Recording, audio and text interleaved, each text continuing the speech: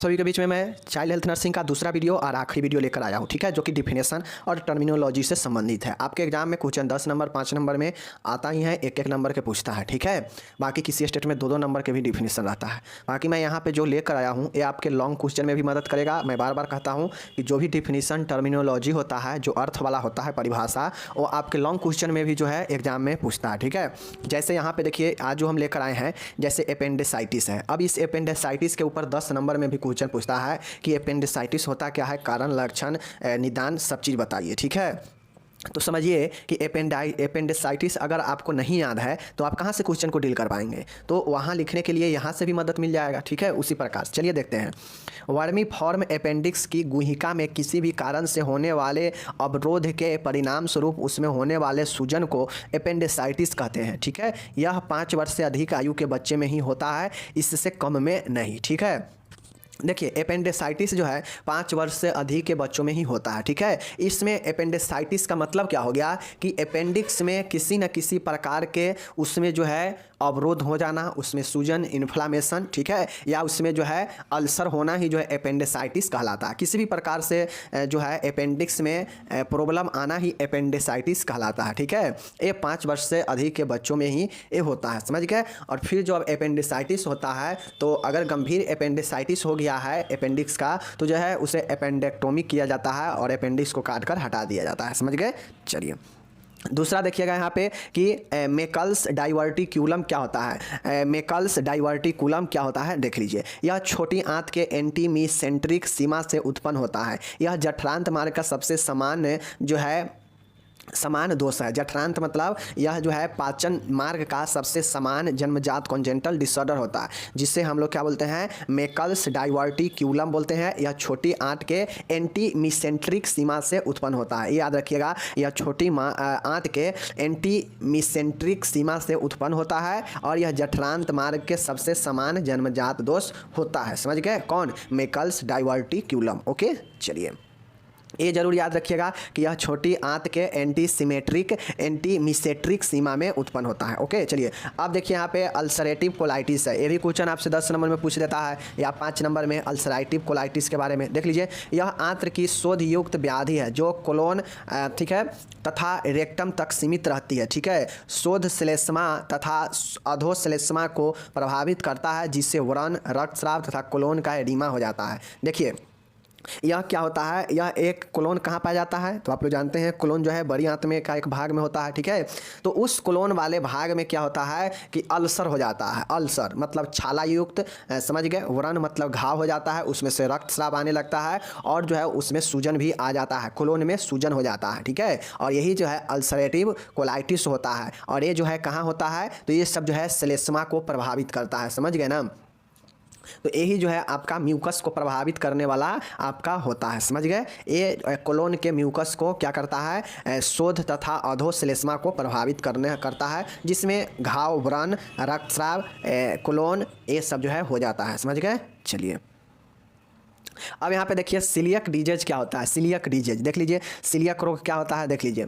Celiac रोग क्या है, यह ऊपरी छोटी आंत की एक यूमिन मीडिएटेड रोग अवस्था है जो कि ग्लूटेन प्रोटीन के अंतर्ग्रहण के प्रति अनुपयुक्त इम्यूनो रिस्पॉन्स द्वारा प्रेरित होता है, ठीक है। इसी को हम लोग क्या बोलते हैं, सीलियक डिजीज बोलते हैं। सीलियक रोग क्या होता है, तो छोटी आंत के जो ऊपर एक जो इम्यूनो मीडिएट रोग अवस्था है, यह ऊपरी छोटी आंत मतलब छोटी आंत के ऊपरी जो है इम्यूनोमीडिएट रोग अवस्था होता है, जो कि ग्लूटीन प्रोटीन के अंतर्ग्रहण के प्रति अनुपयुक्त इम्यूनो रिस्पॉन्स द्वारा जो है प्रेरित होता है। यही आपका हो जाता है सीलियक डिजीज, ठीक है। सीलियक डिजीज क्या है, तो यह छोटी आंत के ऊपर जो एक इम्यूनोमीडिएट रोग अवस्था होता है, जो कि ग्लूटेन प्रोटीन के अंतर्ग्रहण के प्रति अनुपयुक्त इम्यूनो रिस्पॉन्स द्वारा प्रेरित होता है, ठीक है। चलिए वर्म देखिए, कृमि या वर्म क्या होता है, ठीक है। गर्म जलवायु प्रदेशों में कृमि संक्रमण आम बात है। इस शरीर में प्रवेश कर विभिन्न प्रकार की व्याधियां उत्पन्न कर देते हैं। व्यक्तिगत एवं वातावरणीय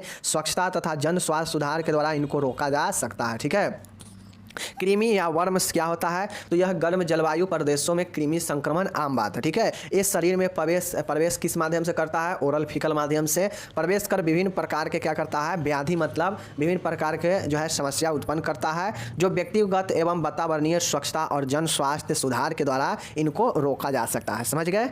चलिए नेक्स्ट देखिए, रूमेटिक फीवर क्या होता है। यह group A beta haemolytic streptococci के कारण होने वाला सिस्टेमेटिक इन्फ्लामेशन है। इसमें बच्चे में बुखार, एक या अधिक जोरों में तीव्र दर्द, सूजन व अकड़न होती है। इससे अमावती ज्वर भी कहते हैं। इसके बाद अक्सर जो है हृदय शोथ कार्डिटाइटिस हो जाता है। समझ गए। और इसी के परिणाम स्वरूप जो है पेशेंट में CHD भी होता है, कार्डियक हार्ट डिजीज होता है। समझ गए। तो ये जो है आप लोग याद रखिएगा। ओके, तो रूमेटिक फीवर क्या है, सबसे पहले जानिए। रूमेटिक फीवर ग्रुप ए के जो बेटा हेमोलाइटिक स्ट्रेप्टोकोकी होता है, इसके कारण होने वाला सिस्टेमिक इन्फ्लामेशन है। समझ गए। इसमें बच्चे में बुखार के साथ एक बुखार जो होता है वह एक या अधिक जोरों में तीव्र दर्द होता है, सूजन होता है और अकड़न होता है, ठीक है। इसे अमावती ज्वर भी कहते हैं, ठीक है। इसके बाद अक्सर पेशेंट को हृदय शोथ कार्डिटाइटिस मतलब हृदय का रोग हो जाता है। समझ गए। ये आपका रूमेटिक फीवर होता है और यहीं से जो है CHD का भी जो है क्या होता है, कार्डियक हार्ट डिजीज। समझ गए ना। चलिए अब यहाँ पे आप लोग देखिएगा, अब यहाँ पे देखिएगा CCF रक्त संकुलय हृदय विफलता, CCF या इसी को CHF कहते हैं, कार्डियक हार्ट फेलुअर। समझ गए। देख लीजिए, जब शरीर की समान उपापचय मेटाबॉलिक आवश्यकताओं के लिए आवश्यक मात्रा में रक्त भेजने आउटपुट में हृदय पेशियां असफल हो जाती है तो इसे ही जो है CCF कहते हैं। इसके फलस्वरूप फेफड़ा व शरीर शरीर तंत्र में रक्त जमा हो जाता है, ठीक है। देखिए CCF रक्त संकुलय हृदय विफलता, कंजेस्टिव कार्डियक फेलुअर या कंजेस्टिव हार्ट फेलुअर, CCF क्या होता है, CHF या CCF क्या होता है। देखिए, जब शरीर के समान उपापचय मेटाबॉलिक क्रियाओं के लिए जो आवश्यक मात्रा में जो रक्त चाहिए वो जो है हृदय पेशी कार्डियक मसल्स जो है भेजने में शरीर को यानी पंप करने में असमर्थ हो जाता है तो इससे जो है CCF होता है, ठीक है। इसके फलस्वरूप लंग्स में और बॉडी के जो वेन है जो शरीर तंत्र है उसमें रक्त जो है जमा हो जाता है, ठीक है। और यही जो है CCF होता है। ओके, चलिए अब यहाँ पे देखिए, रक्त कैंसर या इसी को हम लोग ल्यूकोमिया या ब्लड कैंसर बोलते हैं, ठीक है। यह कैंसर का एक प्रकार है जिसमें रक्त में श्वेत रक्त कोशिकाओं में अनियंत्रित एवं तीव्र कोशिका विभाजन होते हैं जिससे अपरिपक्व श्वेत रक्त कणिकाओं का निर्माण होता है। यह अपरिपक्व श्वेत रक्ताणु शरीर में रक्त अस्थि मज्जा एवं लसिका तंत्र में जमा हो जाते हैं, ठीक है। देखिए, किसी को भी अगर सबसे खतरनाक ब्लड कैंसर क्यों होता है, क्योंकि जो ब्लड होता है वो पूरे शरीर में भ्रमण करते रहता है और इसमें जो कैंसर होता है वो कैंसर जो है फैलता है पूरे शरीर में। तो वो जो सेल फैलेगा ब्लड के माध्यम से, चूँकि ब्लड में ही कैंसर है तो ब्लड वाला जो कैंसर होता है काफ़ी खतरनाक होता है। समझ गए। क्योंकि ये जो है पूरे शरीर में फैलने में ज़्यादा समय नहीं लगाता है, क्योंकि ब्लड तो पूरे शरीर में हमेशा परिभ्रमण करता रहता है तो शरीर को होने में भी ज़्यादा समय नहीं लगाता है। समझ गए ना कि ब्लड कैंसर जो है श्वेत रक्त कणिकाओं का जो है अनियंत्रित और असमान रूप से तीव्र विभाजन होता है कोशिका का, जिससे जो अपरिपक्व जो ब्लड सेल्स होता है व्हाइट ब्लड सेल्स वह निर्माण हो जाता है और क्या होता है कि शरीर में रक्त में अस्थि मज्जा में एवं लसिका तंत्र में जमा हो जाता है और यही जो है ब्लड कैंसर ल्यूकोमिया हो जाता है, ठीक है। चलिए, थैलेसीमिया क्या होता है देख लीजिए। यह एक प्रकार का जन्मजात अनुवांशिक हीमोलाइटिक एनीमिया है। इससे हीमोग्लोबिन की बी चैन का निर्माण नहीं होता है और इस विकारयुक्त HB के कारण RBC पतली व शीघ्र नष्ट जो है हो जाती है जिससे हीमोलाइसिस होता रहता है। इस कारण हेमोलाइटिक एनीमिया हो जाता है। थैलेसीमिया के बारे में हम लोग विस्तृत में पढ़ा चुके हैं कि यह एक जो है जन्मजात अनुवांशिक हेमोलाइटिक एनीमिया है जिसमें जो हीमोग्लोबिन के जो बीच चैन होता है उसका निर्माण नहीं होता है और इस कारण जो है हीमोग्लोबिन के कारण ही RBC पतली और शीघ्र नष्ट होने लगता है, ठीक है।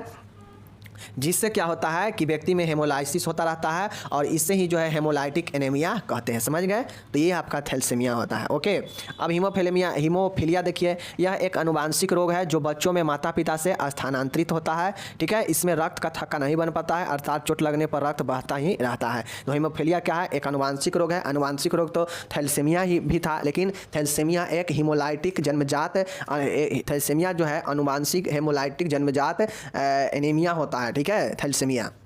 और हीमोफीलिया भी क्या है, एक अनुवांशिक रोग ही है जो बच्चों में माता पिता से स्थानांतरित होता है, ट्रांसफ़र होता है। इसमें रक्त का थक्का जो है नहीं बन पाता है अर्थात जैसे ही चोट लगता है व्यक्ति को तो वहाँ से ब्लडिंग शुरू होने लगता है। समझ गए। थक्का नहीं बन पाता है। समझ गए। तो ये हीमोफीलिया। एन्सेफेलाइटिस क्या होता है, देख लीजिए। एन्सेफेलाइटिस क्या होता है, देखिए, मस्तिष्क के पर्दाह या सूजन के परिणाम स्वरूप मस्तिष्क के कार्यों के गड़बड़ाने की अवस्था को एन्सेफेलाइटिस कहते हैं। ठीक है, मेनिंजाइटिस पूछेगा तो समझ जाइएगा कि मस्तिष्क के ढकने वाला स्पाइनल और मस्तिष्क को ढकने वाला मेनिंजिस के लेयरों में होने वाले प्रॉब्लम को मेनिंजाइटिस कहते हैं। लेकिन एन्सेफेलाइटिस पूछेगा तो सीधा ब्रेन में लिखिएगा कि सीधा ब्रेन के पर्दाह या सूजन को परिणाम स्वरूप होने वाले मस्तिष्क के कार्यों में गड़बड़ाने की अवस्था को एन्सेफेलाइटिस कहते हैं। समझ गए।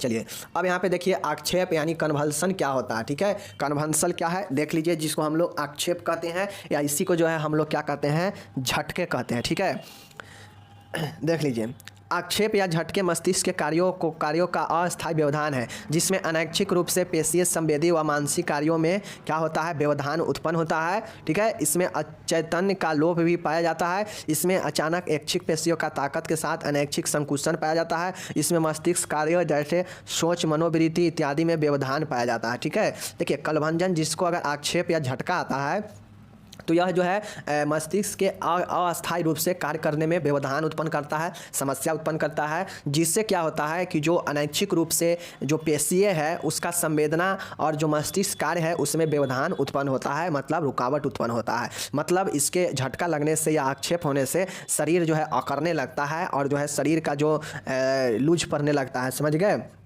और यह अस्थायी होता है। इसमें जो है कॉन्शियस मतलब चेतना का भी लोप होता है, मतलब सोचने विचारने का क्षमता का भी लोप होता है। इसमें अचानक जो है जो ऐच्छिक मतलब जो मन से कंट्रोल होने वाला पेशियाँ है वो उसके साथ में जो अनैच्छिक संकुचन है वो पाया जाता है। समझ गए। और इसमें जो है मस्तिष्क कार्यों जैसे फीलिंग, मनोवृत्ति इत्यादि में व्यवधान पाया जाता है। तो जिस भी में अगर कन्वल्जन आता है, झटका लगता है, तो इससे पेशेंट को मांसपेशी के साथ साथ जो है शरीर के पेशिया के साथ साथ उसके मस्तिष्क के कार्य करने में जो है व्यवधान उत्पन्न होता है और साथ में जो है अस्थायी रूप से उसका ऐसे क्या बोलते हैं चेतना भी जो है प्रभावित होता है, जैसे सोच विचार मनोवृत्ति ये सब। समझ गए। तो यही जो है आपका कन्वल्जन होता है। ओके, चलिए नेक्स्ट यहाँ पे देखिएगा अस्थमा या दमा क्या होता है। ठीक है, अस्थमा श्वसन नली का एक ऐसा रोग है जिसमें सांस नली की पेशियाँ सिकुड़ मतलब स्पाज्म सिकुड़ जाती है एवं अधिक मात्रा में बेलगम निर्माण हो जाता है। इसके कारण श्वसन मार्ग संकरा या अवरुद्ध हो जाता है और रोगी को सांस लेने में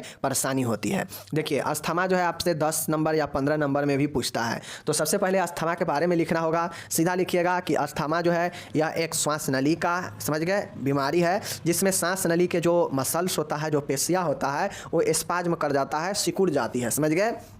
एवं उससे नली में जो नली के मांसपेशियाँ सुकड़ गया है उसमें जो है अधिक मात्रा में बलगम का निर्माण हो जाता है, जिसके कारण श्वसन मार्ग में जो है अवरुद्ध हो जाता है, रुकावट आ जाता है और व्यक्ति सांस लेने में परेशानी का महसूस करने लगता है। और यही जो है अस्थमा या दमा होता है। समझ गए। चलिए निमोनिया क्या होता है। फेफड़ों के बाहरी परत पेरेन्काइमा में संक्रमण एवं पर्दाह इन्फेक्शन एंड इन्फ्लामेशन का होना निमोनिया कहलाता है। निमोनिया क्या है, तो जो फेफड़ा का जो लेयर होता है उस बाहरी लेयर यानी पेरेन्काइमा में संक्रमण और पर्दा होना ही निमोनिया कहलाता है। समझ गए। चलिए एम्फाइमा क्या है, मैं बता चुका हूँ कि एम्फाइस्मा रहेगा। तो एम्फाइस्मा मतलब पुल्लल कैविटी के जो पुल्लल में जो एल्वोली है उसमें हवा भरना एम्फाइस्मा होता है। एम्फाइमा में होता है कि एम्फाइमा में पुल्लल कैविटी में मवाद या जो है मृत ऊतकों का जो है जमावड़ा होना एम्फाइमा कहलाता है। समझ गए। चलिए श्वसन संक्रमण, श्वसनीय संक्रमण क्या होता है, तो साथियों रेस्पिरेटरी इन्फेक्शन क्या होता है। श्वसन तंत्र में वे सभी शारीरिक अंग सम्मिलित होते हैं जिससे श्वसन प्रक्रिया संपन्न होती है। श्वसन तंत्र में शामिल होने वाले अंगों में किसी भी प्रकार की संक्रमण होने पर यह स्थिति श्वसनीय संक्रमण कहलाती है। ठीक है। श्वसनीय संक्रमण रिस्पायरेटरी इन्फेक्शन क्या होता है, तो श्वसन तंत्र में जानते हैं कि विभिन्न प्रकार के जो है अंग शामिल होता है, श्वसन अंग शामिल होता है। उस श्वसन जो श्वसन की प्रक्रिया में शामिल होता है, तो उसी श्वसन अंग में श्वसन तंत्र में श्वसन तंत्रों के अंगों में होने वाले इन्फेक्शन को श्वसनीय संक्रमण कहते हैं। ठीक है, तो ये चीज़ समझ गए। चलिए इंटेस्टाइनल ऑब्स्ट्रक्शन क्या होता है, आंतरीय अवरोध क्या होता है, तो यह एक असामान्य स्थिति है जिसमें आंतरीय मार्ग आंशिक या पूर्णतः बंद हो जाता है एवं पाचन पदार्थ प्रवाह अवरुद्ध हो जाता है। ठीक है। इंटेस्टाइन ऑब्स्ट्रक्शन क्या होता है, आंतरीय अवरोध क्या है, तो यह एक एबनॉर्मेलिटी कंडीशन होता है, असामान्य स्थिति होता है जिसमें जो आंत होता है, आंतरीय जो मार्ग होता है, रास्ता जो है वो मार्ग जो है आंशिक रूप से या पूर्ण रूप से जो है बंद हो जाता है, उसमें अवरुद्ध हो जाता है, जिससे जो पाचन पदार्थ होता है उसका प्रवाह आगे जो है नहीं जा पाता है, नहीं हो पाता है, और यही जो है आंतरीय अवरोध कहलाता है। समझ गए। चलिए, हर्षपरांग डिजीज क्या होता है, देख लीजिए। हर्षपरांग डिजीज यह एक प्रकार का नाभिकीय रोग है, ठीक है, नाभिकीय अवरोध है। यह बृहदांत के दूरवर्ती भाग डिस्टल कोलोन के उपश्लेष्मीय व पेशीय स्तर में तंत्रिका गैंग्लियोन कोशिका की अनुपस्थिति के कारण क्रमांकुंचन गतियों के अभाव के परिणाम स्वरूप होने वाले आंत्र अवरोध है। इस रोग का जन्मजात गैंग्लियोनिक मेगाकोलोन भी कहते हैं, ठीक है। देखिए, हर्षपरांग डिजीज क्या होता है, तो हर्षपरांग डिजीज जो होता है यह जो है यह एक नाभिकीय अवरोध होता है, जिसमें क्या होता है कि जो बृहदांत होता है और एक क्षुद्रांत होता है, जानते हैं बृहदांत और क्षुद्रांत दो होता है ना। तो जो आपका बृहदांत के जो दूरवर्ती भाग है, जो दूर के भाग है, उसके जो श्लेष्मा जो म्यूकस है, उस म्यूकस में जो है क्या होता है कि मसल्स लेयर में तंत्रिका गैंग्लियोन कोशिका की अनुपस्थिति के कारण क्रमाकुंचन गतियों के अभाव के परिणाम स्वरूप होने वाला यह आंत का अवरोध होता है। समझ गए। और ये जो है हर्षपरांग डिजीज है, इसको मैंने डिटेल में भी पढ़ा रखा है, ठीक है। और इसको जो है जन्मजात गैंग्लियोनिक मेगाकोलोन भी कहते हैं। ओके, चलिए अब यहाँ पे देखिए, प्रमस्तिष्कीय क्षति सेरेब्रम ट्रॉमा क्या होता है, सेरेब्रल ट्रॉमा क्या होता है। देखिए, किसी बाह्य यांत्रिक बल के कारण खोपड़ी, सिर की त्वचा, मस्तिष्क, कपाल व तनिकाओं मेनिंजिस को लगी चोट सिर की चोट या प्रमस्तिष्क क्षति कहलाती है। बच्चों में मृत्यु का एक बड़ा कारण है। देखिए, सेरेब्रल ट्रॉमा कहिए या हेड इंजरी कहिए, ठीक है। किसी भी बाह्य यांत्रिक बल के कारण, मतलब किसी भी कारण से उस मस्तिष्क पर या खोपड़ी पर, सिर के त्वचा पर, कपाल पर, क्रेनियम पर या उसके मेनिंजिस पर लगे चोट प्रमस्तिष्क क्षति या चोट का क्षति जो है कहलाता है। समझ गए। जिससे बच्चों में मृत्यु होने का एक बड़ा कारण होता है। यह जो है चोट लगने से होता है। चोट लगने से खोपड़ी पर लग सकता है, सिर की त्वचा प्रभावित हो सकता है, मस्तिष्क प्रभावित हो सकता है, कपाल प्रभावित हो सकता है और मेनिंजिस प्रभावित हो सकता है। समझ गए। ये सब जो है होता है व्यक्ति में। ओके, चलिए अब यहाँ पे देखिएगा, बाल मधुमेह है, जुवेनाइल डायबिटीज है। जुवेनाइल डायबिटीज क्या होता है, देख लीजिए। इंसुलिन की मात्रा में कमी होने या इसके प्रभावहीन होने से मधुमेह उत्पन्न हो जाता है, ठीक है। मधुमेह में इंसुलिन, कार्बोहाइड्रेट, प्रोटीन एवं वसा के चयापचय में विकार उत्पन्न हो जाता है एवं ग्लूकोज के प्रति जो है असहनीयता विकसित हो जाती है एवं परिणाम स्वरूप रक्त में ग्लूकोज का स्तर बढ़ जाता है एवं ग्लूकोज मूत्र में भी प्रकट होने लगता है और यही जो है बाल मधुमेह कहलाता है, ठीक है। जुवेनाइल डायबिटीज़ जो होता है क्या होता है, आप लोग जानते हैं कि यह जो है इंसुलिन डिपेंडेंट जुवेनाइल होता है। यह जो है क्या होता है, इंसुलिन डिपेंडेंट डायबिटीज मेलाइटिस होता है। समझ गए। जो बाल मधुमेह होता है, इसमें जो होता है इंसुलिन पर निर्भर करता है। अगर शरीर में इंसुलिन का कमी होता है, अब ये इंसुलिन का कमी कैसे होगा, तो जब शरीर में आपका मेटाबॉलिज्म क्रिया में अगर प्रॉब्लम होगा तो इंसुलिन की मात्रा में जो है कमी हो जाएगा और शरीर में इंसुलिन का कमी होगा और फिर जो है डायबिटीज उत्पन्न होने लगेगा, ठीक है। और ये डायबिटीज उत्पन्न होता है तो मूत्र के थ्रू भी जो है यूरिन में भी शर्करा आने लगता है। समझ गए। और यही जो है मधुमेह कहलाता है। ओके, चलिए हाइपोथायराइड में क्या होता है, देख लीजिए। यह एक ऐसी स्थिति है जिसमें थायराइड ग्रंथि अपर्याप्त थायराइड हार्मोन का स्रावन करती है। इसमें T4 का उत्पादन अपर्याप्त हो जाता है एवं TSH की भी कमी हो जाती है, ठीक है। देखिए, हाइपो मतलब कम होता है और थायराइड मतलब थायराइड हार्मोन का स्रावन में कमी होना, ठीक है। और यही जो है हाइपोथायराइज्म और हाइपोथायराइज्म कहलाता है, जिसमें T4 का उत्पादन में अपर्याप्त कमी आता है और TSH के भी निर्माण में कमी हो जाता है और यही जो है आपका हाइपोथायराइज्म कहलाता है। ओके, चलिए कुशिंग सिंड्रोम क्या होता है, देख लीजिए। एड्रिनल ग्रंथि के कॉर्टिकल भाग में बनने वाले कॉर्टिसोल और ग्लूकोकॉर्टिकॉइड्स के अतिस्रवण हाइपर सिक्रेशन के कारण होने वाले सिंड्रोम को कुशिंग सिंड्रोम कहते हैं, ठीक है। कुशिंग सिंड्रोम कब होता है, तो जो एड्रिनल ग्रंथि है, एड्रिनल ग्रंथि के कॉर्टिकल जो भाग होता है उसमें बनने वाले कॉर्टिसोल और ग्लूकोकॉर्टिकॉइड्स के हाइपर सिक्रेशन के कारण जो होता है सिंड्रोम जो होता है व्यक्ति में, वो जो हो जाता है कुशिंग सिंड्रोम कहलाता है। समझ गए ना। चलिए अब यहाँ पे देखिए बुद्धि ह्रास क्या होता है। बुद्धि ह्रास मानसिक विमंदता वह अवस्था है, मानसिक मंदता वह अवस्था है जिसमें समान बुद्धिमत्ता औसत से कम एवं अनुकूल व्यवहारों तथा सोचना सीखना सामाजिक व्यवसायिक एवं सांस्कृतिक समायोजन इत्यादि में विकार या कमी हो। समान बुद्धिमत्ता कितना होता है, IQ लेवल 70 से कम होने पर उससे मंद बुद्धि बालक की श्रेणी में रखते हैं। ठीक है, देखिए बुद्धि ह्रास होता है तो यह क्या होता है, मानसिक मंदता का अवस्था होता है। इसमें समान बुद्धि औसत जो होना चाहिए बुद्धिमत्ता इंटेलिजेंस क्यूटेंट, इससे जो है औसत से कम होता है। और जब भी औसत से कम बुद्धि होगा तो अनुकूल व्यवहार और सोचना सीखना सामाजिक व्यवसायिक सांस्कृतिक समायोजन इन सब में विकार जो है उत्पन्न होता है, समझ गए, या कमी होता है। समान बुद्धिमत्ता IQ लेवल 70 से कम होने पर उससे मंद बालक की श्रेणी में रखते हैं, समझ गए, यही मंद बुद्धि होता है। ओके, चलिए ऑस्टियोमेलाइटिस क्या होता है देख लीजिए। अस्थि मज्जा एवं आसपास के ऊतकों के संक्रमण को ऑस्टियोमेलाइटिस कहते हैं। यह अधिकतर 3 से 4 वर्ष की आयु के बीच होता है। यह मुख्यतः बढ़ती हुई अस्थियों की बीमारी है एवं लंबी अस्थियों को मेटाफाइसल क्षेत्र को प्रभावित करती है एवं लड़कियों की अपेक्षा लड़कों में अधिक होता है। ठीक है, देखिए ऑस्टियोमेलाइटिस जो होता है यह एक अस्थि मज्जा और उसके आसपास के ऊतकों में होने वाला संक्रमण ऑस्टियोमेलाइटिस कहते हैं। यह मुख्यतः 3 से 4 वर्ष की आयु के बीच होता है। यह मुख्यतः बढ़ी हुई अस्थियों की एक बीमारी होती है एवं लंबी अस्थियों को मेटाफाइसल क्षेत्र को प्रभावित करता है एवं लड़कियों के अपेक्षा जो है लड़कों में अधिक होता है, और यही जो है आपका ऑस्टियोमेलाइटिस होता है। ओके, चलिए डिहाइड्रेशन क्या होता है देख लीजिए। शरीर से जल का अत्यधिक मात्रा में निष्कासन होना ही निर्जलीकरण कहलाता है। ठीक है, जिससे शरीर में तरल पदार्थ का आयतन घट जाता है।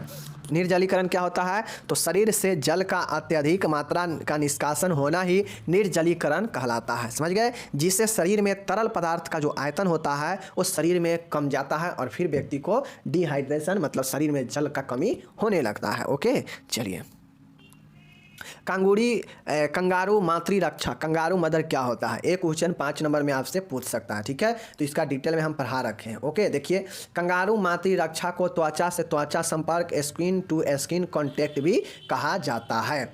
इस तकनीक का उपयोग अधिकांशतः प्री टर्म व कम वजन वाले शिशु के लिए किया जाता है। कंगारू मातृ रक्षा का मुख्य उद्देश्य शिशु को एकनिष्ठ स्तनपान कराना, माँ व बच्चे के बीच भावनात्मक संबंध मजबूत करना व अस्पताल से जल्दी छुट्टी प्राप्त करना है। इससे शिशु को माता त्वचा के संपर्क द्वारा अपने वक्ष से लगाकर रखती है। ठीक है, देखिए कंगारू मातृ रक्षा, अब आप लोग कहीं ना कहीं कंगारू के चित्र देखे होंगे तो आप लोग को पता होगा कि कंगारू जो है अपने बच्चों को अपने जो है पंजे में दबाकर और जहाँ जाती है वहाँ लेकर जाती थी, समझ गए, चित्र में देख लीजिएगा।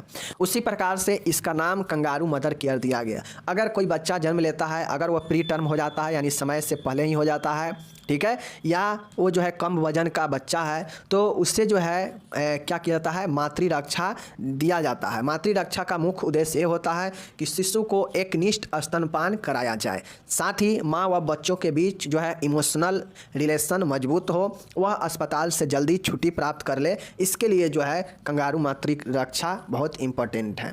इसमें शिशु को माता त्वचा के संपर्क में अपने वक्ष मतलब चेस्ट से लगाकर रखती है, समझ गए, और यही जो है कंगारू मातृ रक्षा होता है, समझ गए। चलिए मुखपाक ओरल थ्रस क्या होता है, यह एक फंगल इन्फेक्शन है जो कैंडिडा अब्लिकेंस के द्वारा होता है। शिशु शुरू के 3 से 4 दिन ठीक से पोषण लेने के बाद अगर पोषण के प्रति अनिच्छा प्रकट करता है तो मुखपाक इसका कारण हो सकता है। मुखपाक मतलब मुख पक जाना, मुख में जो है गर्मी आ जाना, और ये जो है अगर बच्चा जन्म लिया और 3 से 4 दिन तक अगर अच्छे से पोषण ले लिया और फिर उसके बाद जो है वो पोषण लेने के प्रति मन में जो है अनिच्छा प्रकट कर रहा है तो इसका कारण एक हो सकता है मुखबान यानी मुखव्रण, समझ गए।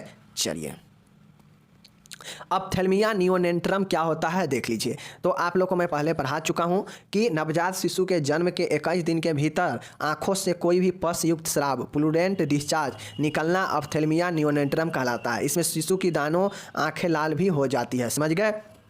देखिए नवजात शिशु के जन्म के 21 दिन के भीतर अगर उसके आंख से किसी भी प्रकार के पस युक्त स्राव निकल रहा है तो समझ जाइए कि उसमें जो है ऑप्थेल्मिया नियोनेंट्रम होता है, समझ गए, और साथ में आंख में लाल दाने भी आ जाते हैं। ओके, चलिए अपगार स्कोर क्या होता है देख लीजिए। जन्म के समय अपगार स्केल विधि से शिशु की दशा का त्वरित आकलन किया जाता है। ठीक है, यह जन्म के तुरंत 1 मिनट बाद व जन्म के 5 मिनट बाद किया जाना चाहिए। आपसे क्वेश्चन पूछेगा कि अपगार स्कोर से बच्चा का जो है त्वरित जो दशा है चेक करने में कब चेक करना चाहिए, तो जन्म के 1 मिनट बाद व जन्म के 5 मिनट बाद। समझ गए, यह एक जो है स्केल विधि होता है जो शिशु के त्वरित मतलब इंटेंट उसका जो है जल्दी से उसके स्केल के माध्यम से उसके दशा को आकलन किया जाता है कि जो बच्चा है वो खुद से श्वास ले रहा है, खुद से उसका जो है त्वचा कैसा है, श्वसन दर कैसा है, ठीक है, रंग कैसा है, ये सब जो है पहचाना जाता है। ठीक है, इस स्कोरिंग में शिशु के 5 जीवन चिन्हों हृदय के धड़कन, समझ गए ना, पल्स रेट, श्वसन दर, रिस्पायरेशन रेट, पेशीय तंत्रता, समझ गए, उत्तेजनशीलता और शिशु के रंग का मूल्यांकन कर उन्हें 0, 1, 2 अंक प्रदान किए जाते हैं। मतलब समझ रहे ना कि इसमें शिशु के 5 चीज़ों का जो है देखा जाता है, हृदय धड़कन, श्वसन दर, पेशीय तंत्रता, उत्तेजनशीलता और उसका रंग। ये 5 चीज़ें का मूल्यांकन किया जाता है, उसमें ये 3 अंक दिया जाता है। ठीक है, समझ गए। इनके योग से जन्म पर शिशु की दशा व तत्व संबंधी आवश्यक देखभाल की जानकारी मिलती है। इस अपगार स्कोर से क्या होता है कि बच्चा का जो है क्या होता है कि उसका दशा और उससे संबंधित देखभाल की जानकारी मिलती है। समझ गए, यही अपगार स्कोर होता है। ओके, चलिए। फैलोट चतुष्फलकीय क्या होता है, टेट्रालॉजी ऑफ फैलेट क्या होता है देख लीजिए।